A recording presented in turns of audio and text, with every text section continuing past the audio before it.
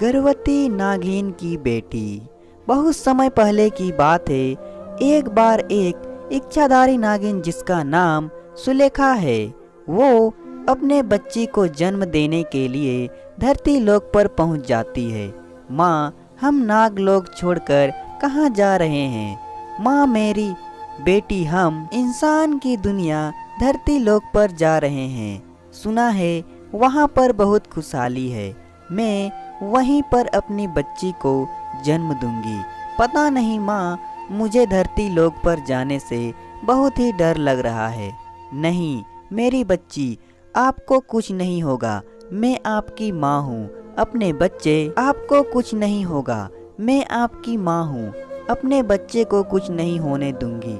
लो मेरी बच्ची, हम धरती लोक पर आ गए हैं। वाह, ये तो बहुत ही सुंदर जगह है। मुझे तो अपनी बच्ची को यहीं जन्म देनी चाहिए। अब इच्छाधारी नागिन खुद के रहने के लिए जगह ढूंढने लगती है। वहीं एक लालची सफेरा जो हर रोज वहीं आया करता था नागमणि के तलाश में, उस दिन भी वहीं आया हुआ था और अपनी बीन बजाते हुए वो वहां पहुंच जाता है और वहां यज्ञ और हवन करने लगता है। कुछ मंत्र पढ़ते हुए, ओम ए ह्रीं क्लीं चामुंडै विच्चे, ओम ए ह्रीं क्लीं चामुंडै विच्चे। एक बार अगर मुझे नागिन मिल गई तो मैं सभी नाग नागिन को हमेशा हमेशा के लिए अपने कब्जे में ले लूंगा और सभी से एक एक करके नागमणि छीनकर बहुत अमीर हो जाऊंगा। और आज तो मुझे लगता है कि नागमणि मिल जाएगी। और वो इस तरह ढूंढते ढूंढते इच्छाधारी नागिन के पास पहुंचने लगता है और जोर जोर से बीन बजाता है। बीन की धुन सुनकर इच्छाधारी नागिन कहती है, ये कौन सी आवाज है जो मुझे उसकी ओर खींच रही है? इतना बोलते ही इच्छाधारी नागिन सांप में बदल जाती है और सीधा सपेरे के पास पहुंच जाती है। वाह क्या बात है, मेरी सालों की तपस्या आज पूरी हो गई। आखिरकार मुझे इच्छाधारी नागिन मिल ही गई। नागिन, अब मैं तुमसे नागमणि छीन लूंगा और उस नागमणि से मैं जो चाहे वो करूंगा। लालची सपेरे, मुझे छोड़ दे। मैं गर्भवती हूँ, तुझे बहुत पाप लगेगा। मैं तुम्हारे सामने अपने बच्चे को जन्म देने के लिए हाथ जोड़ रही हूँ। मेरी बच्ची को जन्म देने का समय निकला जा रहा है। माँ, लग रहा है आप बहुत परेशान हो। मुझे बहुत घुटन हो रही है माँ। नहीं मेरी बच्ची, मैं ठीक हूँ। अपने जीते जी आपको कुछ होने नहीं दूंगी। तभी सपेरा नागिन की एक नहीं सुना और उस इच्छाधारी गर्भवती नागिन को कैद कर लेता है और उसे अपने घर ले जाता है। वो नागिन को घर ले जाकर अपनी बीवी को सारी बात बताता है। बहुत बड़ा पाप हो गया है। आप एक इच्छाधारी गर्भवती नागिन को पकड़ लाए हैं। अब तो हमारा भी विनाश निश्चित है। इसे जल्द से जल्द आप वहीं छोड़ आओ। मेरी बात मान लो। इतना सुनहरा मौका हाथ से नहीं जाने देना चाहता। तुम जाओ और अपना काम करो। मैं जो कर रहा हूँ उसमें सभी की भलाई है। इतना कहते ही तभी वहाँ चुड़ैल और जंगली राक्षस आ जाते हैं। ए सपेरे, हमें पता चला है कि तू एक इच्छाधारी गर्भवती नागिन को पकड़ कर लाया है। हम उसी का पीछा करते करते यहाँ तक आए हैं। सीधे सीधे तुम उस इच्छाधारी गर्भवती नागिन को हमारे हवाले कर दो, नहीं तो हम दोनों तुम्हारी मुंडी काट कर खा जाएंगे। वहीं सपेरे की बीवी ये सब देख लेती है और कहती है, हे भगवान, हमें माफ करना। मेरी पति से गलती हो गई। मैं अभी गर्भवती नागिन को आजाद कर देती हूँ। ऐसा कहकर वो गर्भवती इच्छाधारी नागिन को आजाद कर देती है और कहती है, इच्छाधारी नागिन, आप मेरी पति को माफ कर दीजिए।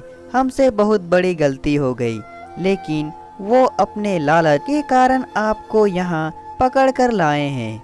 आप यहाँ से जल्दी से भाग जाइए, यहाँ पर जंगली राक्षस और चुड़ैल भी आए हुए हैं आपको पकड़ने के लिए। भली औरत, तुमने मेरी जान बचाकर मुझ पर बहुत बड़ा उपकार किया है। मैं तुम्हें वरदान देती हूँ कि तुम्हारे जीवन में कभी दुख नहीं आएगा, कभी धन की कमी नहीं होगी। ऐसा कहकर नागिन वहाँ से चली जाती है और तभी चुड़ैल और जंगली राक्षस उस इच्छाधारी नागिन को जाते हुए देख लेते हैं कि फिर उन्हें सपेरे की बीवी पर बहुत गुस्सा आ जाता है। तब वो सपेरे के बीवी की मुंडी तोड़ देते हैं, जिससे वो वहीं मर जाती है।